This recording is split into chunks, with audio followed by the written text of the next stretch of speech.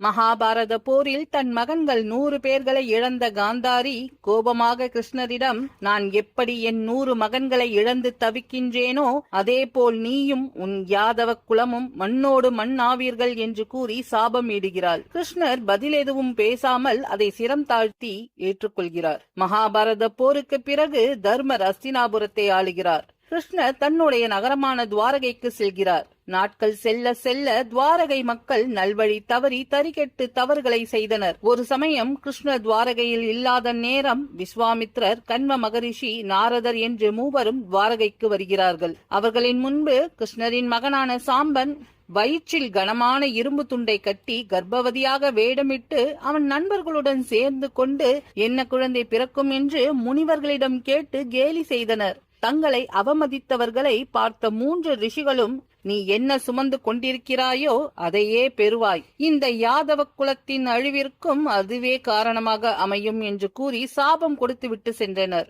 அவர்கள் சொன்னது போலவே சாம்பன் வயிற்றில் இரும்பு துண்டு ஒன்று வளர்ந்தது. அதனை பொடியாக்கி நடுக்கடலில் கரைக்க சொன்னார் பலராமர். அதை போலவே செய்தனர். ஆனால் அந்த இரும்பு பொடியெல்லாம் கரை ஒதுங்கி கோரை புற்களாக வளரத் தொடங்கியது. இரும்பு பொடியில் சிறிய முக்கோண துண்டு ஒன்றை ஒரு மீன் விழுங்கியது. அந்த மீன் ஜரா என்ற வேடன் கையில் கிடைக்க அவன் அந்த இரும்பு துண்டை எடுத்து தன்னுடைய அம்பில் பொருத்தி கொண்டான். காந்தாரி கொடுத்த சாபமும் முனிவர்கள் கொடுத்த சாபமும் பலிக்கும் நேரம் நெருங்கியது. மதுபோதை அதிகமாகி கடற்கரையில் வால் போல வளர்ந்திருந்த கோரை புற்களை பறித்து சண்டை போட்டு பலர் மாண்டார்கள். இதையெல்லாம் கண்ட கிருஷ்ணர் தன்னுடைய அவதாரம் பூலோகத்தில் முடிவுக்கு வரவேண்டிய இறுதி கட்டத்தை நெருங்கியது என்று உணர்ந்தார். பலராமர் முதலில் தன்னுடைய மனித உடலை துறந்து வைகுண்டம் செல்கிறார். அதன் பின் கிருஷ்ணர் காட்டிற்கு சென்று ஒரு மரத்தின் கீழ் படுத்துக் கொண்டார். அப்போது ஜரா என்ற வேடன் தொலைவில் தெரிந்த கிருஷ்ணரின் கட்டை விரலை மானின் கண் என்று நினைத்து அம்பை எய்தான். அருகே சென்று பார்க்கும் போதுதான் தான் செய்த தவறு புரிய மன்னிப்பு கேட்கிறான். கிருஷ்ணர் அவனிடம், ராமாயண காலத்தில் நீ வாலியாக பிறந்தாய்.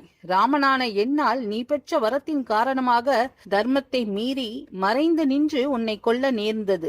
அப்போது உனக்கு நான் கொடுத்த வாக்குதான் இது. இந்த அவதாரம் உன் கைகளால் தான் முடிய வேண்டும் என்பது ஏற்கனவே விதிக்கப்பட்டது. என் கடமை முடிந்தது என்று கூறி கிருஷ்ணர் தனது மனித உடலை பூலோகத்தில் விட்டுவிட்டு வைகுண்டம் சென்றார். கிருஷ்ணர் சென்ற அடுத்த நொடி துவாரகை கடற்கோள்களால் சூழப்பட்டது.